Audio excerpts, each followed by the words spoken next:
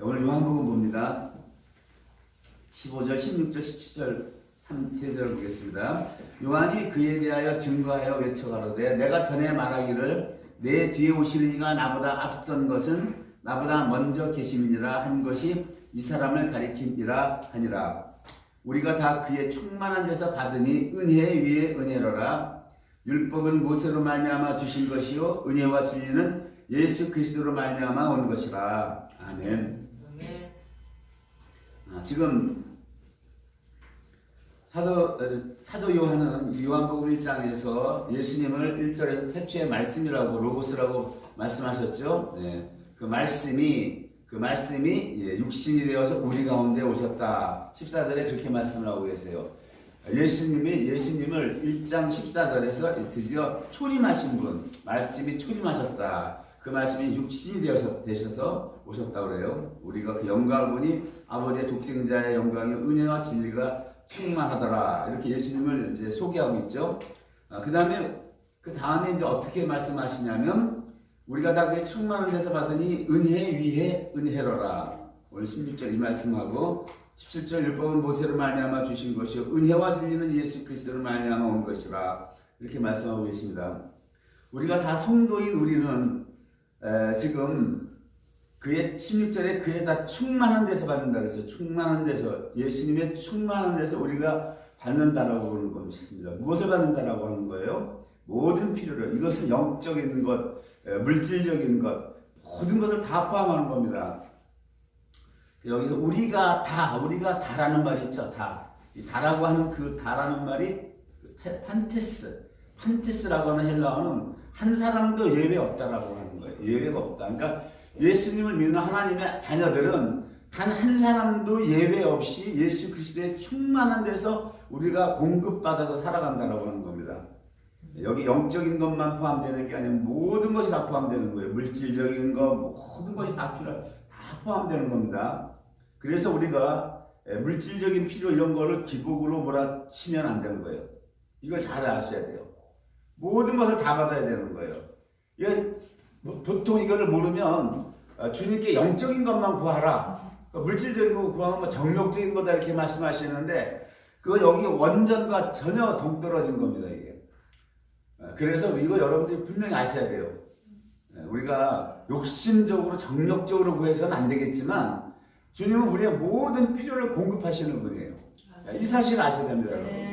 그래서 구해야 돼요. 당당히 하나님의 자녀로서 당당하게 구해야 되는 거예요. 감사함으로 나가서 구해야 되는 거예요. 우리는 뭐 영적인 거, 죄사함도 예수님으로부터 받고 이런 것만 알아서는 안 되는 겁니다. 이것이 모든 필요를 주님께서 공급하시는 거예요. 이스라엘 백성 하나님께서 영적으로 죄에서만 건지셨어요. 광야에서 하나님이 어떻게 만나와 메추라기를 먹이셨잖아요. 모든 필요를 물질적인 거, 영혼육에 관한 모든 것을 다 공급하시는 분입니다. 그래서 여기 그의 충만한 데서 받는다라고 하는 이 헬러 플레로마라고 하는 건 가득하다, 그 충만한 완성된 이런 뜻인데 예수님은 온 세계 인류의 모든 필요를 다 채워주셔도 고갈되지 않는 충만이에요. 끊임없이 예수님의 공급의 그 공급은 끊임없는 그것을 표현할 때 충만이다 이렇게 표현하고 있어요. 네.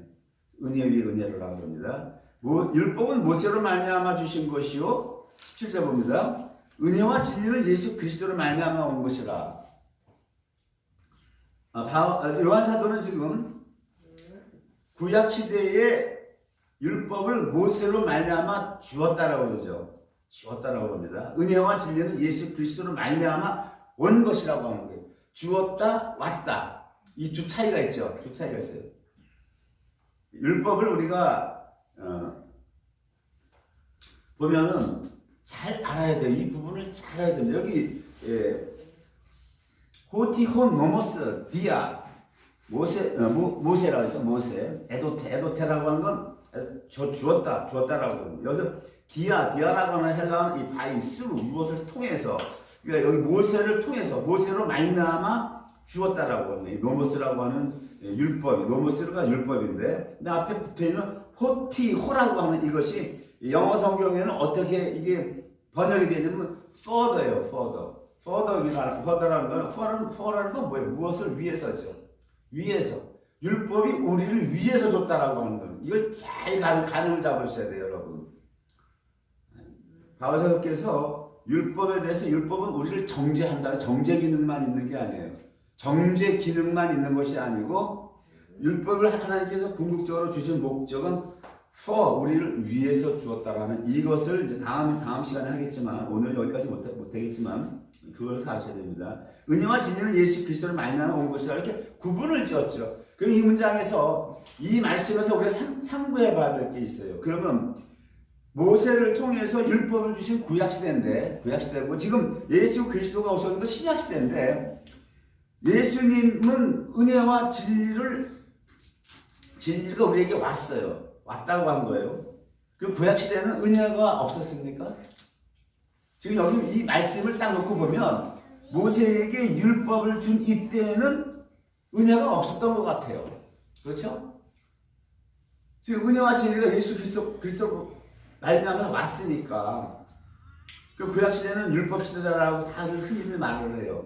율법시대는 뭡니까? 율법시대라고 하는 거는 율법시대를 어떻게 우리가 가닥을 잡을 수 있어요? 하나님께서 출애굽기, 레위기, 신명기에서 율법을 주시고 나서 마지막 최종적으로 신명기 율법을 마감하시면서 하신 말씀이 신명기 30장 15절이에요. 신명기 30장, 그러니까 출애굽기 율법 주시고 레위기에서 제사법을 주시고 신명기에서 마지막 율법을 언급하신 후에 하신 말씀이 무엇이냐? 내가 오늘날 너희에게 생명과 복과 화와 저주를 사망과 화를 네 앞에 둔다 그랬어요. 신명기 30장 15절에 이것이 율법을 가늠하는 거예요. 율법을 가늠하는 거. 율법을 지키면 생명과 복을 주겠다 그러고 율법을 못 지키면 화와 사망으로 대하겠다 이 말씀하시는 거예요. 그래서 이스라엘 12지파에서 6지파 나누죠. 나눠서 6지파는 그리심산 가서 축복을 선포하라고 해요. 나머지 6지파는 에발산에 가서 율법을 못 지키면 받게 되는 사망과 화를 선포하라고 해요. 선포함으로 말미암아 하나님과 언약이 체결되는 거예요. 언약이 딱 체결됐거든요. 그리고 하나님께서 이스라엘 백성을 어떻게 이끌어 가셨어요? 고향 내 이스라엘이 율법을 지켰습니까? 못 지켰어요. 율법을 못 지키는 존재로 드러난다고. 그대로 폭로가 되는 거예요. 그러면 이스라엘 백성은 하나님께서 말씀하신 대로 그 언약이 체결된 대로 사망과 저주로 가야 되잖아요. 사망과 저주를 가야 됨에도 불구하고 구약시대 하나님께서 은혜로 계속 베풀었단 말이에요. 반대 현상이 일어났다고. 반대 현상. 그거 제 생각이 아니라 로마서 5장 20절 여러분 찾아보세요. 찾아보시면 바울 사도가 어떻게 구약시대를 이스라엘이 받은 그 율법시대를 어떻게 정의를 하냐면 간단하게 정의해요. 간단하게 정의하는데 로마서 5장 20절에 보면 이렇게 말씀하고 계세요. 율법이 가입했다는 건 들어왔다라고 하는 거예요. 가입한 것. 지금 모세로 말미암아 율법을 주었다고 했잖아요. 주었기 때문에 이제 율법이 들어왔다라고 하는 것입니다. 범죄를 더하게 하려 함이라. 그러나 죄가 더한 곳에 은혜가 더욱 넘쳤나니. 바울 사도는 구약의 이스라엘의 역사를 로마서 5장 20절에 이 한 말씀으로 딱 정리를 해버려요. 하나님이 율법을 왜 주셨느냐? 지키면은 생명과 복을 받고 못 지키면 화와 사망과 저주로 가는데 바울 사도는 뭐라고 얘기하냐면 하나님이 율법 주신 이유는 범죄를 더하게 하려고 주셨다고요. 범죄를. 그리고 여러분 구약 읽어보세요. 계속 범죄가 더해요. 계속 범죄가 증가합니다. 그대로 폭로가 되고 있죠. 그러면 약속한 대로 언약을 맺은 대로 율법을 못 지키니까 사망과 화와 저주로 이스라엘을 대해야 되는데 거꾸로 하나님이 어떻게 대하셨다? 죄가 더한 곳에 은혜가 더욱 넘쳤다라고 말하고 있는 거예요. 역현상이 일어난 거죠. 역현상이 일어났어요. 구약시대 이스라엘 백성은 계속해서 우상숭배를 하고 계속해서 우상숭배를 하고 여러 가지 죄에 대해서 그 죄에서 헤어나지를 못하고 살았어요. 그러나 반면에 하나님께서는 신명기 30장 15절의 말씀처럼 그 말씀대로 대하지 아니하시고 은혜로 대했단 말이에요. 이것에 대해서 여러분 어떻게 생각하시냐고요. 오늘 본문 17절에 율법은 모세로 말미암아 주셨는데 은혜와 진리는 예수 그리스도로 말미암아 왔다고 하니까 저는 오늘 이 문제를 제기하는 거예요. 그 구약시대에 은혜가 없었느냐? 왜 신약시대에만 예수님이 은혜를 주셨느냐? 아니란 말이에요. 구약시대부터 은혜는 계속해서 내려온 거예요. 이 은혜는 창세기에서 아담과 하와가 먹지 말라고 하는 선악과를 따먹었을 때부터 하나님이 거기서부터 은혜를 말씀하셨어요. 여인의 후손으로 너희를 구원하겠다. 이 말씀을 하신 거거든요. 구약시대도 은혜가 있었단 말입니다.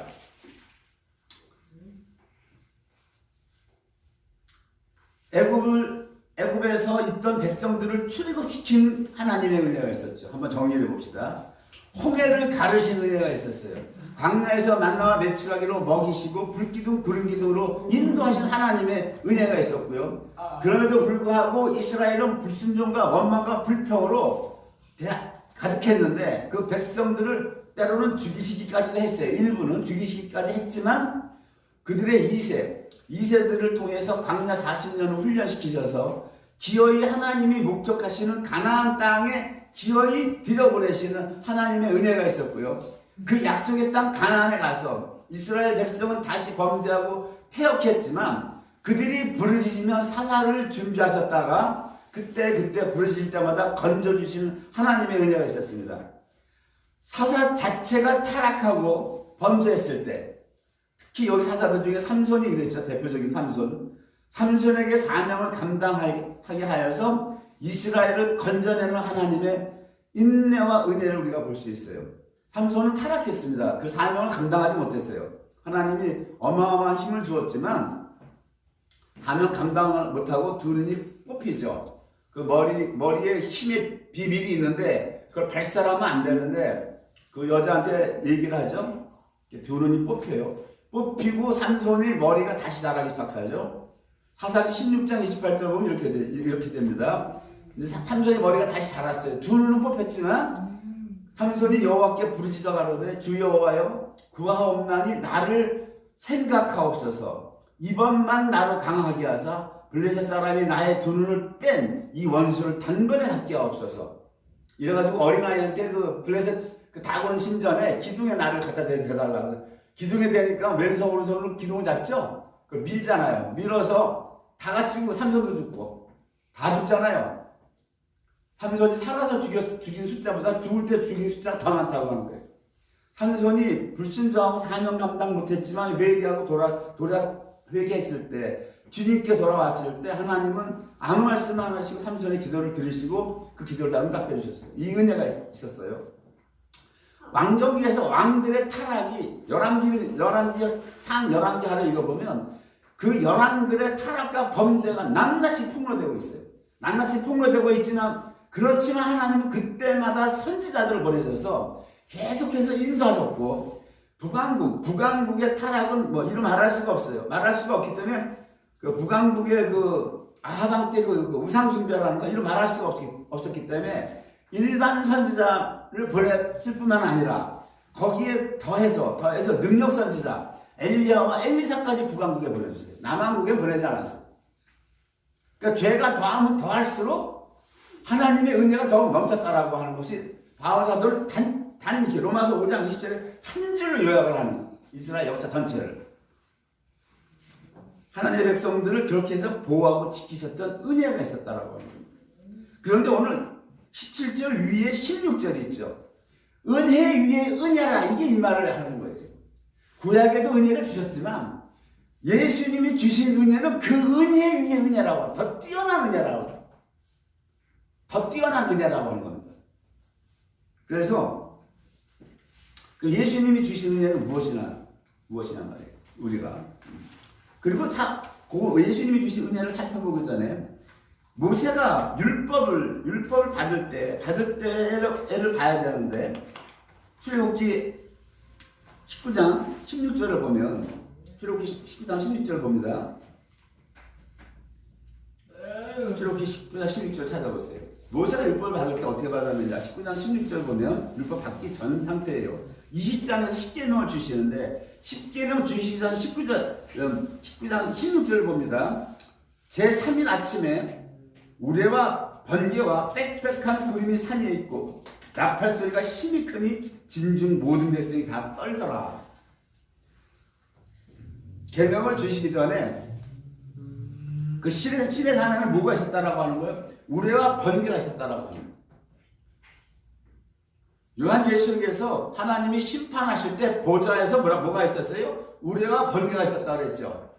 우레와 번개가 있었다고 그랬죠. 심판할 때마다, 인을 뗄 때마다, 나팔을 불 때마다, 대접을 쏟을 때마다 보좌에서 우레와 번개가 있었다고 그러죠. 하나님의 율법을 지키지 않은 데에 대한 그 심판들이에요. 인심판, 나팔심판, 대접심판들이.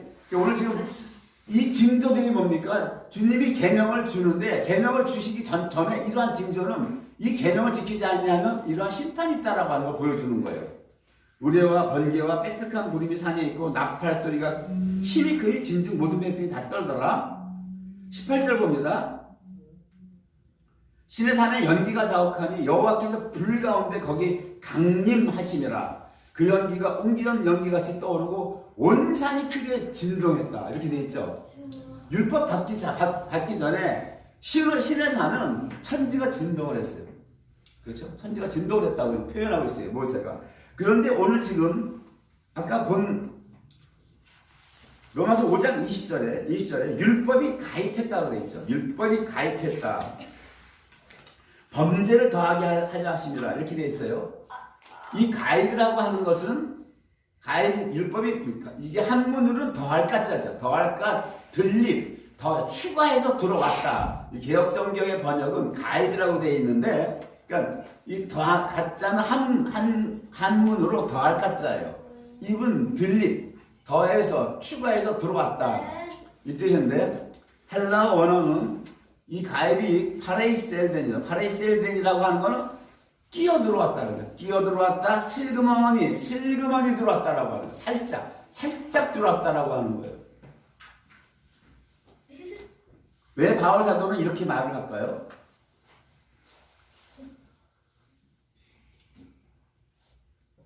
막상 십계명을 받을 때는 그때 당시는 천지가 진동할 정도의 상태였었는데, 바울 사도는 그 상태를 어떻게 표현하냐면 로마서 5장 20절에서 그 율법, 천지가 진동하며 그렇게 받은 율법이 무엇이라고 얘기합니까? 그냥 가만히 살짝 끼어 들어왔다라고 가볍게 처리하고 있어요. 가볍게. 왜 그럽니까? 그 율법은 죄를 더하게 하려고 왔다는 거예요. 죄가 더하려고 왔고, 그 죄가 더한 것에 은혜가 더 넘치게 하기 위해서 율법을 주었다라고 하는 거예요. 죄가 사망 안에서 왕노릇하듯이, 로마서 5장 20절 계속 찾아보면 은혜가 또한 왕노릇하기 위해서 율법을 주셨다라고 얘기하는 거예요. 그 때문에 그 율법을 주신 목적은 그냥 살짝 끼어 들어왔어. 가면 슬그머니, 마치 도둑놈이 살짝 그냥 남의 집 들어가듯이 그런 식으로 들어왔다, 이렇게 표현하고 있어요. 이래서 성경이 어려운 거예요. 구속사에서 이런 구속사 전체를 봤을 때 바울 사도는 율법을 가볍게 취급해요. 히브리서 7장 18절에 그 모세에게 받은 십계명, 그 옛계명이 연약하고 무익함으로 패했다고. 그 천지가 진동을 하면서 하나님이 불로 강림하셔서 십계명을 주셨는데, 히브리에서 그 계명들이 연약하고 무익해서 패했다. 그 다음 절 7장 19절에서 그 율법, 모세가 받은 율법 아무것도 온전케 못한다라고 되어 있는 거예요. 그러면 은혜 위에 은혜다. 아무것도 온전케 못하는 연약하고 무익한 그 율법도 이스라엘은 지키지 못했단 말이에요. 우리의 모습이에요. 우리의 모습. 그 십계명 우리가 다 지켜냅니까? 못 지켜요. 그 연약하다고 그러죠. 무익해요. 유익이 요만큼도 없다라고 하는 거예요. 아무도 온전케 못하는 그 율법을 우리는 지켜내지도 못하는데, 그 못 지키는 율법 앞에 주님은 아직 은혜로 대하셨고 예수님이 오셔서 주시는 은혜는 구약의 이스라엘 백성에게 베푼 그 은혜, 그 은혜 위에 은혜라고 하는 거예요. 이제 오늘 본문이 16절 17절에 붙어 있죠? 오늘 그 예수님이 주신 은혜는 뭐냐는 얘기, 무엇이냐? 우리가 이걸 살펴봐야 됩니다. 구약 시대는 하나님이 은혜를 베푸시고 은혜를 베푸시고 대했지만 그 율법 시대라는 자체는 율법이 계속 존재함으로 말하면 저주와 사망과 화가 계속 따라가는 구조예요. 안 없어진단 말이에요. 안 없어져요. 없어질 수가 없어요. 그 구약의 율법, 그 이스라엘 백성들이 얘기하는 거 보면 네가 당하라, 나랑 관계없다, 뭐 이런 말을 많이 하죠. 그리고 십계명에서 주님께서 무슨 말씀을 주셨어요? 우상 숭배를 주실 때에 나는 질투 하나님인데 우상을 만들지 말고 절하지 말고 섬기지 말라 그랬어요. 하늘에나 땅이나 땅 아래 물속에 바다에 어떤 형상이든지 첫째 만들지 말라. 두 번째 그것에 절하지 말라. 세 번째 섬기지 말라. 나는 질투하는데 우상 숭배와 관련해서 그 죄를 범하는 죄는 그 아비의 죄를 자녀손 3, 4대까지 물리겠다 그랬어요. 특히 우상 숭배죄. 요 죄는 율법이 여러 가지 항목이 많은데 다른 죄가 아닌 우상 숭배. 그 죄는 그렇게 한다 그랬단 말이에요. 근데 호세아서에 뭐라 그랬어요? 너희가 우상에 가서 절을 하고 섬기고 그 우상에 바쳤던 재물, 컴포도를 먹었을지라도 나 여호와가 너희를 사랑했다는 거예요. 여러분 이거 아세요? 그러나 어쨌든 신약은 그러한 구조, 구약은 그런 구조예요. 율법이 폐해지지가 않았기 때문에 율법이 계속해서 존재하기 때문에 율법의 효력이 계속해서 발생하기 때문에 하나님이 은혜로 되어 있지만 이스라엘 백성은 계속 저주 가운데 있을 수밖에 없는 거예요. 은혜 위에 은혜인 이 은혜는 어떤 겁니까? 예수님 오셔서 몸으로 그 옛 율법을 폐해버린 거예요. 옛 율법을 폐했기 때문에 우리는 신약 백성은 우리는 옛 율법의 저주 아래 있지 않다라고 하는 겁니다. 이걸 아셔야 돼요. 죄사함뿐만이 아니라 그 천율법의 저주에서 해방된 거란 말이에요. 구약율법은 천율법의 저주에서 해방이 안 되는 거예요. 하나님이 계속 은혜로 되어 있지만. 그래서 지금 여기 은혜 위에 은혜다 이렇게 말씀하시는 거예요. 은혜 위에 은혜다 이 말씀이. 그럼 지금 우리가 우상을 만들고 절하고 섬기면 그 저주가 없을까요? 안 그래요. 그렇지 않습니다. 나중에 그 말씀드려요. 그래서 오늘 은혜와 진리가 예수 그리스도로부터 왔다고 돼 있죠. 그 진리를 여러분 나중에 다음 시간에 할 거예요. 진리가. 그거 많은 분들이 은혜만 알면 저주에서 해방됐으니까 또 우상 섬기고 만들고 절해도 저주에서 해방되겠지. 천만에 그 은혜와 진리라고 해요. 진리가 왔다 그러죠. 두 개가 왔다고 하는 거예요. 여기서 은혜만 봐서는 안 되는 거예요. 두 개 같이 볼 줄 알아야 돼. 이걸 못 보면 여기서 헷갈려 버리면 백성들이 묵시가 없으니까 방자행한다. 자만에 백성들이 묵시가 없으니까 방자행한다는 말. 그래서 나오는 거란 말이에요. 진리를 못 보면, 묵시를 못 보면, 은혜만 보면 방자행한단 말이에요. 그럼 여전히 우리가 져야 되는 거예요. 그 다음에 예수님은 첫째 우리의 모든 대속하셨죠. 죄를 속히셨어요. 구약의 짐승의 죄로는 죄가 속해지지가 않는단 말이에요. 짐승의 죄로는. 예수님이 십자가에 못 박혀 죽으심으로 말미암아 우리의 죄를 다 사하셨고 또 저주를 대신 받으셨어요. 갈라디아서에서 3장에서 그리스도께서 우리를 위하여 저주를 받은 바 되사. 구약 율법의 그 저주 있죠. 계명과 율법을 못 지키면 받아야 될 저주. 그 저주를 예수님이 대신 받았다고 갈라디아서 3장 13절에 말씀하신단 말이에요. 그래서 그 천율법을 폐하셨고 그 저주를 다 우리에게 받아서 율법의 저주에서 우리를 속량했다. 죄만 사한 게 아니라 율법의 저주에서 속량하셨으니 이렇게 말씀하고 있죠. 이래서 은혜 위에 은혜라고 하는 거예요. 셋째 또 어떤 은혜입니까? 첫째는 죄사함, 둘째는 율법의 죄사함, 죄를 사하셨고 둘째는 율법의 저주에서 우리를 속량하셨고 천율법을 폐해버리셨고 그러나 우리는 둘째 율법, 예수 그리스도의 율법이 있단 말이에요. 예수 그리스도의 율법. 이것이 진리가 되는 거예요. 이 진리를 다음 주에 봐야 돼요. 그 다음에 셋째 은혜는 뭡니까? 은혜 위의 은혜는 죄사함뿐만이 아니라 예수님의 생명, 아버지께서 생명이 있어서 그 생명을 아들에게 주어서 아들도 그 아버지의 생명 속에 있게 하셨는데 그 생명을 사도 바울은 예수 그리스도 안에 있는 생명의 성령이라고 로마서 8장 2절에서 말씀하신단 말이에요. 그 성령을 우리 안에 주셔서 예수님의 생명을 우리 안에 주신 거란 말이에요. 이게 은혜 위에 은혜인 거예요. 구약 백성들은 하나님의 생명을 받을 수가 없었어요. 구약 백성들은 메시아가 안 오셨기 때문에 하나님의 백성은 백성이지만 자녀가 될 수 없는 거예요. 자녀. 백성과 자녀의 차이가 이거란 말이에요. 백성과 자녀. 자녀라고 하는 거 뭐예요?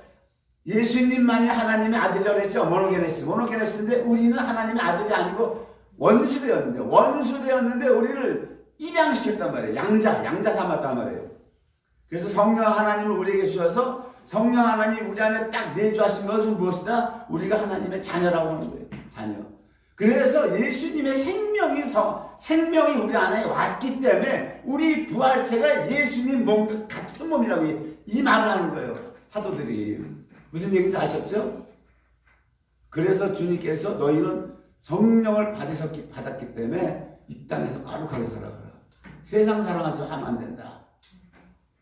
그렇게 얘기하는데 교회의 모습은 어때요? 이스라엘하고 똑같은 모습이죠. 여전히 세상 사랑하고. 이스라엘 백성은 하나님의 생명을 못 받았어요. 은혜는 받았어요. 죄를 지었어도 하나님이 인도하시고 그러한 은혜였지만 주님이 주신 은혜는 그 은혜 위에 은혜라는 거예요. 율법의 저주도 주님이 대신 받으셨고 율법 자체를 폐하셨고 천율법을. 그리고 세 번째는 뭡니까? 아주 은혜 위에 은혜가 뭡니까? 그분의 생명을 우리에게 주셨다고 합니다. 생명을. 우리 생명을 받았어요. 그래서 우리는 뭐예요? 우리의 가치는 뭐예요? 우리는 예수짜리. 얼마짜리냐? 우리는 돈으로 따지면 얼마짜리냐? 이런 말 있죠. 우리는 환산하면 예수님의 생명을 주셨기 때문에 예수짜리예요. 우리 모두는. 그리고 또 하나 봅니다. 네 번째 은혜는 뭡니까? 주님의 생명을 주셨을 뿐만 아니라 지금도 변함없이 주님의 자녀들을 보호하시고 인도하시는 그 은혜가 항상 같이 따라가는 거예요. 이 시간에도. 보호하시고 인도하시는.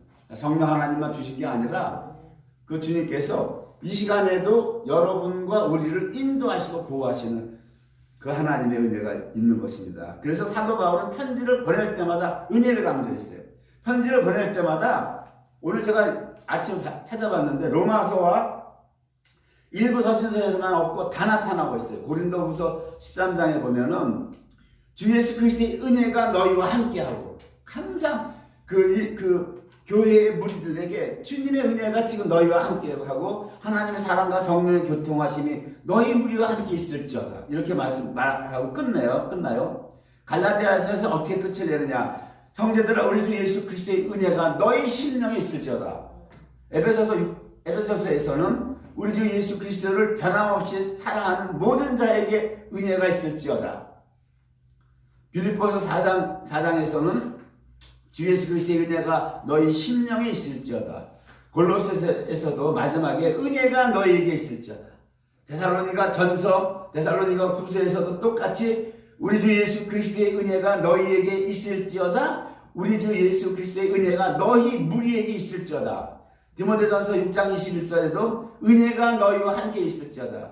디모데후서 4장 22절 마지막 절에 나는 주께서 내 심령에 함께 계시기를 바라노니 은혜가 너희와 함께 있을지어다. 디도서 3장 15절 마지막 절에도 은혜가 너희 무리에게 있을지어다. 빌레몬서 1장 25절 마지막에도 우리 주 예수 그리스도의 은혜가 너희 심령과 함께 할지어다.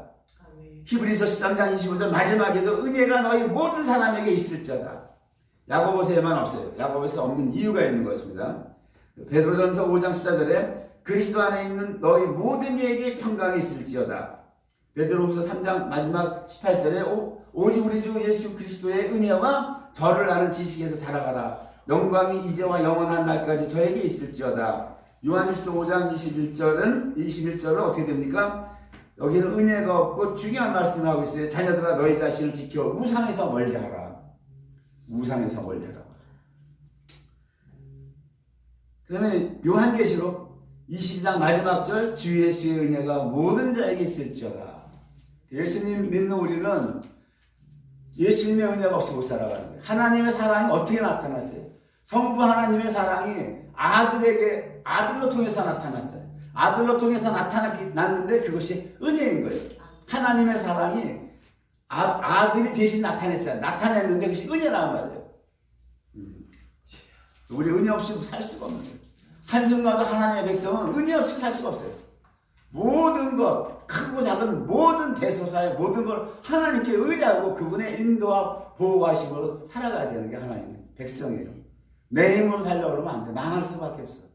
망하는 건 내 힘으로 살려고 그래.